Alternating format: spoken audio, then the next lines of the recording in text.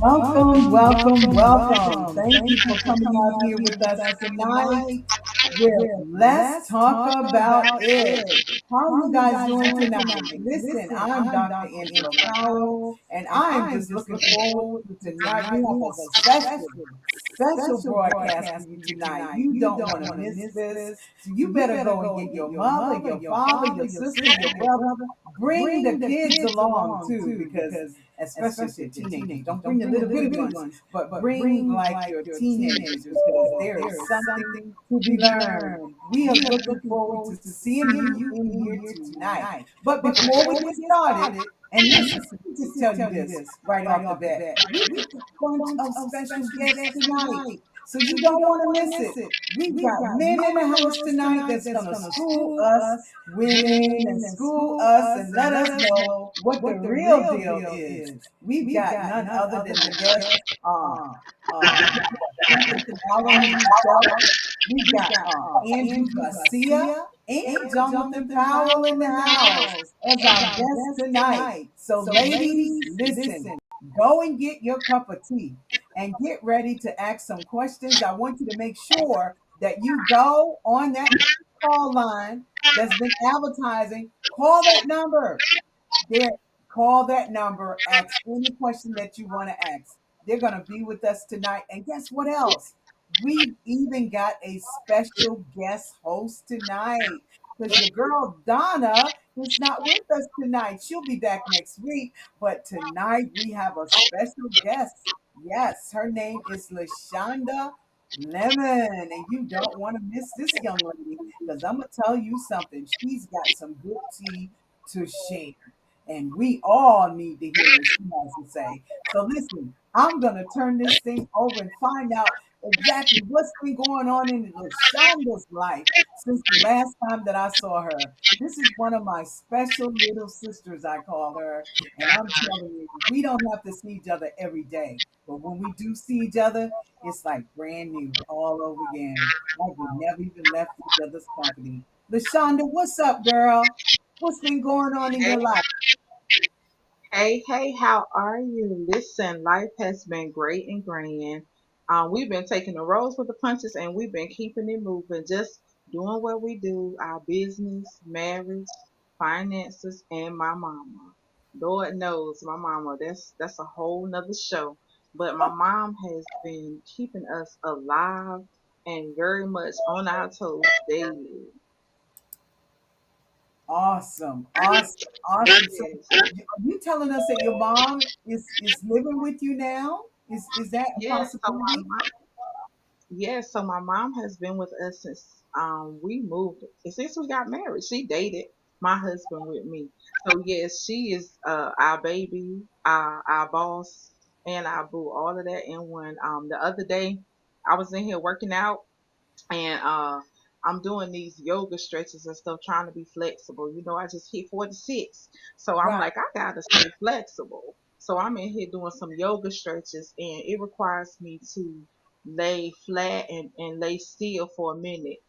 And the Uh-huh. funny part about me working out was she come out of her room and she peed and she see me laying on the floor. So she was like, Shonda, Shonda. And I didn't say nothing because sometimes I just see what is going to come out of her mouth because she Mhm. has no filter. And I just laid there on the floor and my mama was like, I hope she don't think I'm going to be able to pick her up. She too big. I can't pick her up. And I'm laying there listening, like, I'm glad I wasn't out, or I'm glad I didn't need her to call 911. I looked up, she done took back in her room and closed the door. Left me laying on the floor. I was like, that's how you do your baby girl? So she definitely keeps us rolling.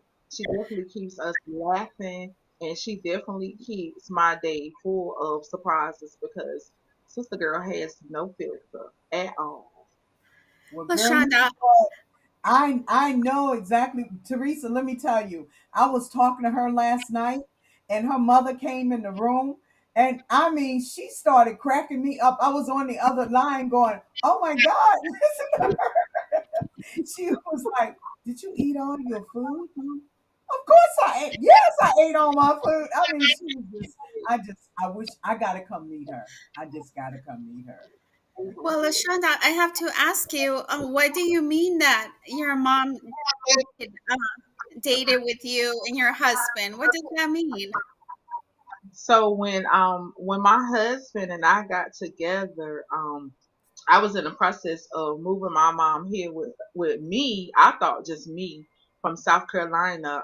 At the time, I didn't even know that I was gonna be getting married, but I was like, okay, I'm gonna have to move my mom up here. So she basically dated my husband with me, and he dated me with my whole family because my house was always full of people because she has dementia. So we just trying to make memories and to keep her surrounded with family and kids. So she dated him with me from day one. Oh my goodness, girl, you must have married a good man. A good, and that's what we're gonna be talking about today. After Teresa spilled the tea on what's going on with our current events, you got something juicy for us today? Well, Angela, I tried to find something that was relevant to our topic. So let me tell you the struggle. Like, where can I find some good information, to share with our listeners regarding relationships? Like, well, news. That's the first thing that we usually went to. I went to the entertainment section, and obviously, you guys know I didn't find anything. I just found a lot of celebrities in multiple relationships, jumping from relationship to relationship. And I'm like, this is not really anything that I would want to share. So I found myself from Brad Pitt recalling his first love scenes. And Uh-huh. we know, I don't know if you guys keep up, but there was a time when he was, cheated on his beautiful, beautiful wife.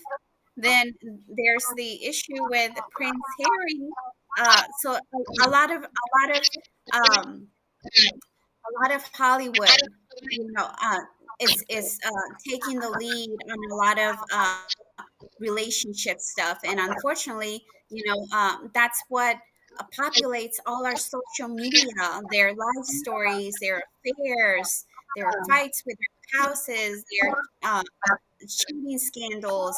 So I was just thinking, us single people, we have it rough in trying to find, some good dating advice. So I went ahead and pulled up some statistics just, just to show.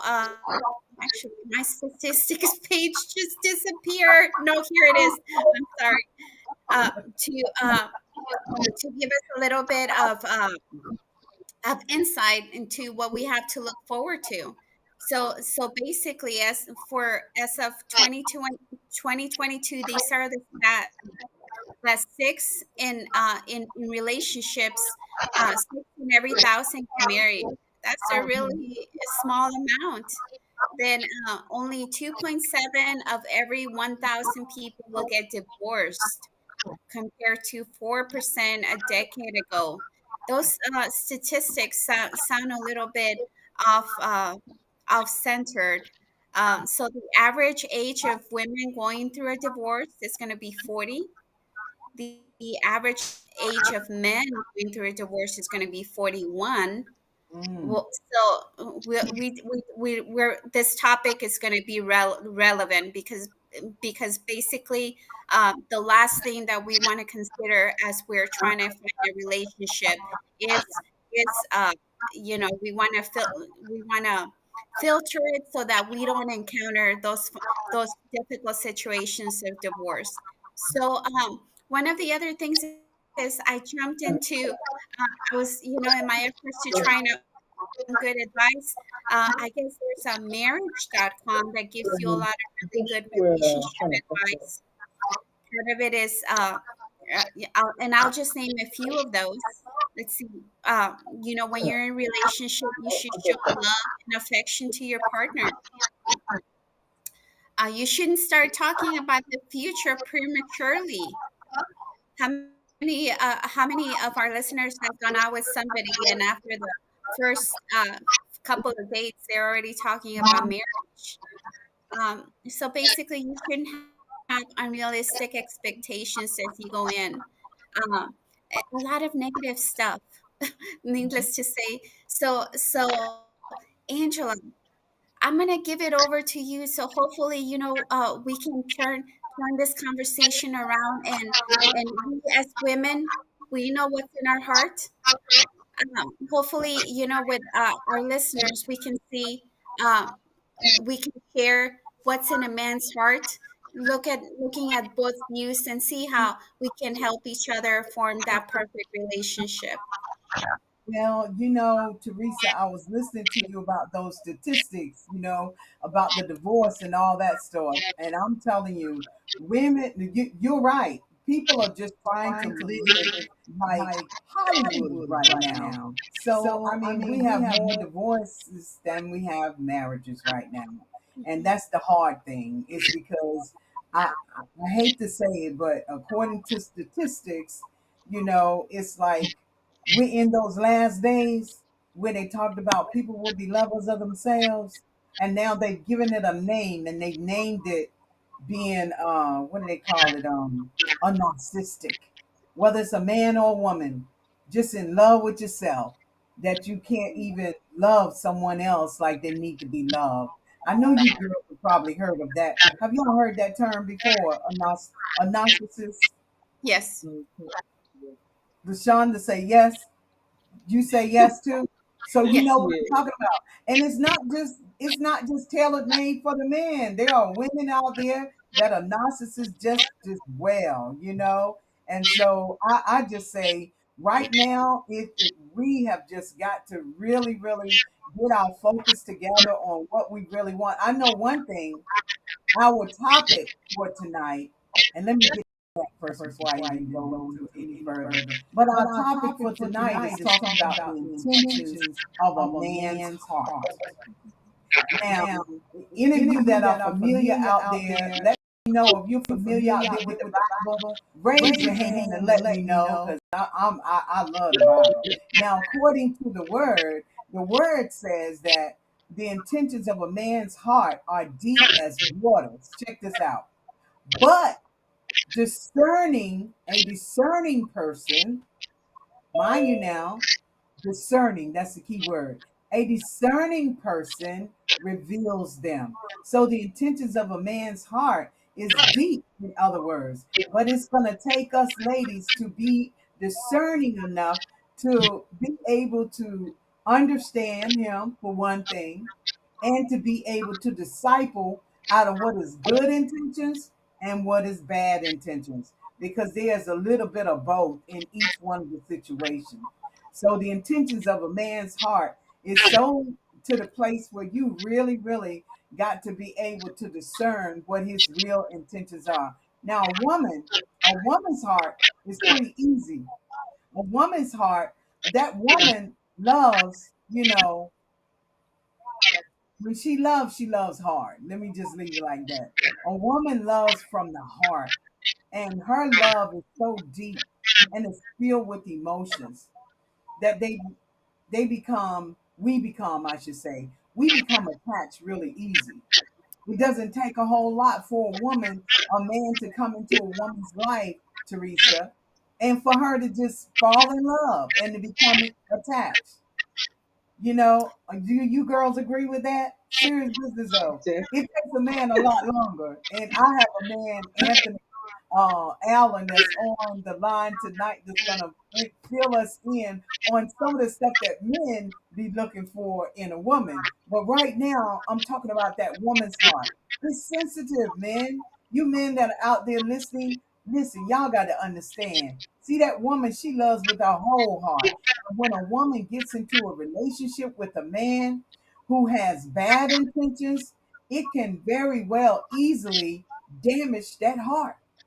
Mhm. Then when that Well, heart get damaged, the next man that come along, what's gonna happen to him, Teresa?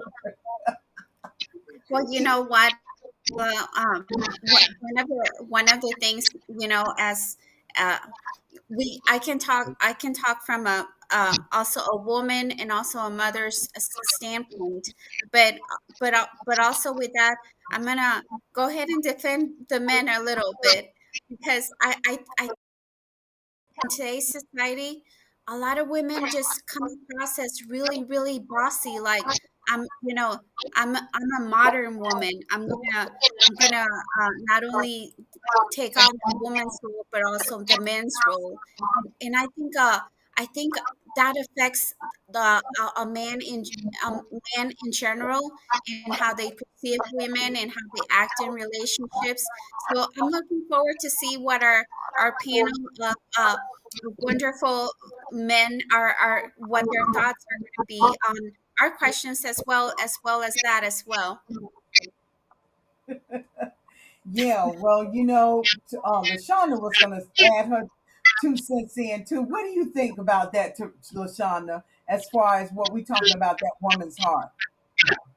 I remember watching a Tyler Perry show, and Tamala Mann said, "A woman's heart is like a box. When you in, and when you out, you out."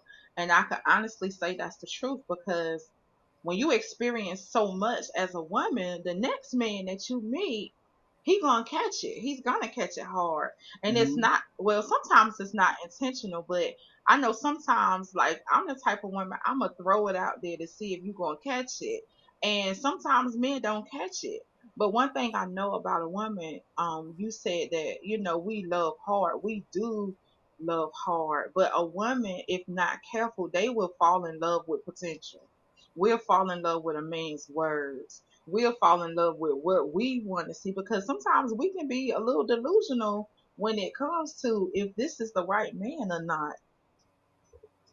Yes, we can, when it comes to if this is the right man or not, because especially if we've gone through a little something, something like we're talking about, once that heart get pricked and get hurt. And that's what men don't understand is that, sometimes when a woman gets into that relationship, she puts her all into that relationship. She leaves her heart wide open. Can you hear And me? so once it gets Yeah, damaged, take it's it back going to on be screen. affecting her emotions, her peace, Mhm. and Hear echo from eventually me? break her spirit if Yeah. she gets involved with the wrong Okay. man. You understand what I'm saying? Yep. And so Yeah. that's one of the things. It sounds like we can hear somebody in the background. Um, I don't know if it's our producer or not. But anyway, that's one of the things that I wanted to bring out. So men can know, once that heart is broken, sometimes men think it's okay that they go in and out, and make mistake, make mistake, make mistake, not realizing that each time that happens, the callus of that heart builds up more and more and more. And it makes it harder and harder and harder for a woman to pour out that love that needs to be poured out. And most importantly, she must have her own self love. If she doesn't love herself, the thing that is going to hurt the worst is the fact that, especially if she get into the wrong relationship and get hurt spiritually and emotionally, the things that a woman tolerates from a man is the indication of how she feels about herself, how much she really loves herself. So, ladies, we got to love ourselves. Amen. That's first of all. But you know what? I want to go over here back again to Teresa, because I know Teresa got a good heart, y'all. I love Teresa. She can tell us pretty much what it's like when you're looking for those good intentions. Because we're talking about, our topic is the intentions of a man's heart. So, Teresa, can you tell me, what do you think the intentions of a good man's heart would be? I know he's not a perfect man. Let's say that. Throw that out on the table. Nobody is perfect. But what do you think the intentions of a good man's heart would be? Well, girl, earlier you mentioned something similar to where in Proverbs 25, where it says the intentions of a man's heart are like deep waters, but a discerning person reveals them. So some with men, sometimes we have to dig in them because we know a lot of times they're not the verbal creature that we are, but God will give the women that discernment where that type of chemistry where you will be able to, just tap into who he is, and just be connected in that aspect. Um, is very, very profound. Amen. Amen.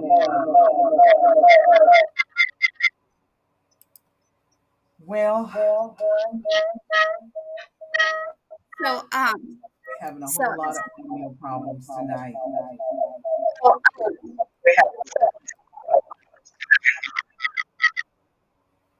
Maybe our producer can let us know when we can go forward.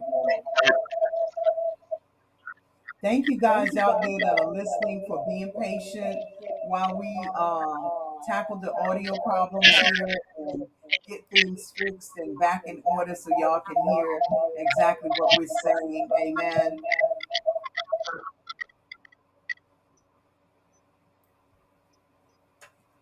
All right.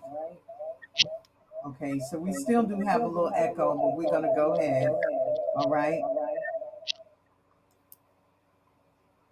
So Teresa was talking about the good intentions of a man's heart. And I want to come and ask LaShonda, some of that stuff that she was saying. Some women have never experienced a man with those good intentions. That's why they still out there, still out there waiting, still out there looking, and sometimes they run into people that like to sabotage stuff and make stuff worse than what it is. And that makes them even worse than what they are as well. So, LaShonda, can you share with us what do you think about what kind of good intentions of a man heart would you describe to us?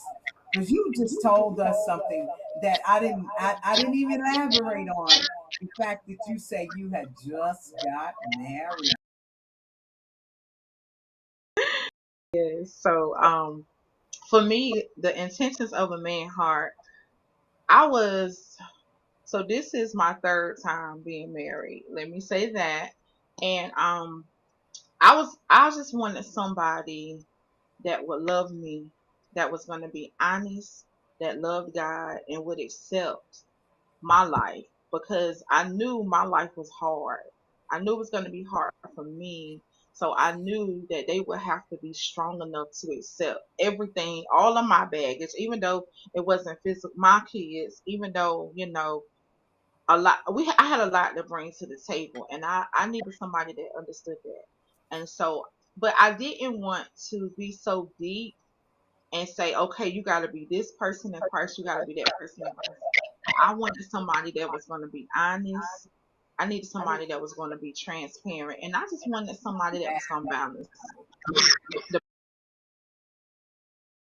and that was everything. My husband did all of that. Um, Oh, him, it was hard at first. It was hard at first, but we blended, we molded. It wasn't hard for us.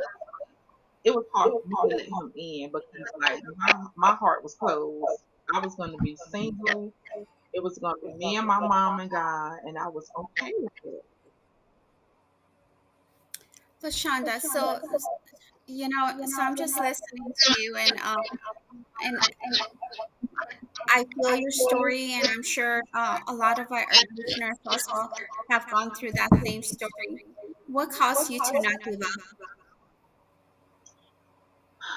I think well, with me, my husband, he was adamant. He was very adamant. And so, a little brief history about us. I was married before, and I was okay. I was in a place where I was like, I'm good. I don't want to be bothered. But my husband was like, when we would talk and text and stuff, he was like, a man knows what he wants. It doesn't take him a long time. And he was like, I know you the one that I want to be with. But I didn't give up. The main thing I did, I think, was I started praying, God, do that for me. Open my heart. Like, I don't want to mistreat him. Even though I did do a lot of stuff, like I would make him go on dates with my family just to see, how he was gonna act with my mom and my niece kids. I would be like, well, I'm about to date. I'm ready to go on a date. And it was funny because we got married really fast, and I was like, "Oh, I'm ready to date," and he was like, "We already dating," and I was like, "No, we're not dating. We don't go together." But I didn't give up because he started. I saw the transformation in his life because he wasn't like church. In the beginning, he was like, "I'm not going to church like you go. I'm not doing all of that," and so I was like, "You can't have me without God." And so I just saw him getting up, going to church. It started out like 2 Sundays, and then he would pop up. And then I saw him change his schedule to come. And so that to me, like when I saw him making the changes that I mentioned, that to me that made me like, okay, maybe this is my dude. But when I told him one day, I said, listen, if I open my heart and let you in, you stuck with me. I was like, my life is complicated. You have the opportunity to run now. And he just looked at me and was like, I'm not going anywhere. Like I know you're the woman that I want to spend the rest of my life with. And it didn't take long. Like I got my ring in October. We was married in January. We had been hanging out for a minute, but we it didn't take long because I was like, I'm not giving you years of my life to decide if I'm the woman you want to spend the rest of your life with. We're gonna date with purpose, and it's not gonna be a long drawn out period or process. Wow, that is so beautiful. That is so beautiful. I like the fact that you said that, so that he chose to make changes. You didn't have to nag him to come to church with you. No, I'm I did wondering. not. I really didn't. I just sat back, and I was at first. I was like, I know this ain't my husband. Like he said, he ain't gonna come to church. Like, that ain't the one. And so my apostle was just like, LaShonda, just let God do it. And so I just started praying, but I did fast. Like I had several people praying and fasting because I didn't want to make a mistake again and marry the wrong man. Mhm, And so mhm, I was like, this got to be it, God. This got to be it. And so mhm. my family had them fell in love with him. My mama was like, that's the best thing that ever happened to you. And so I was just like, okay, God, I'm all in. And so soon as I said, I'm going to give it a try, like everything just fell right into place. But I was praying, like, God, if it ain't going to work, don't open my heart. Don't allow me to fall for him. Because I didn't want to make that mistake again. I didn't want to be embarrassed. I didn't want to be hurt again. Wow. And so that was it. Beautiful, beautiful. Yes, that is beautiful. That is beautiful. Listen, listen. I know. I thank all of you in the audience for coming out tonight. And I just am so sorry that we're having so much difficulties. Guys, listen, you deserve better than this. So listen, we're going to come back tomorrow night and we're going to do this show, which is powerful.